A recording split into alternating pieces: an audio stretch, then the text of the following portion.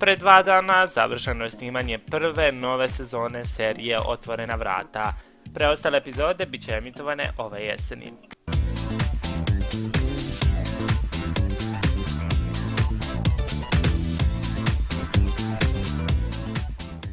Svi koji su pratili nove epizode serije Otvorena vrata bili su iznenađeni kada je serija otišla na pauzu posle samo 6 emitovanih epizoda.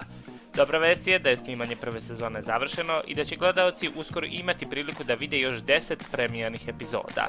One će biti emitovane ove jeseni kada počne nova programska šema prve televizije. Bojana Maljević je otkrila da je ekipa prezadovoljna urađenim poslom i da sada pokušavaju da preciziraju tačan datum početka snimanja naredne sezone. Ono će najverovatnije početi u oktobru. U novim epizodama serije, osim porodice Anđelić-Jakovljević, vidjet ćemo i neke stare likove, konkretno lik Žućka, koga u seriji tumači Dragan Jovanović. Bojana Maljević je otkrila da će se on pojaviti u epizodi koja se zove Potvrda.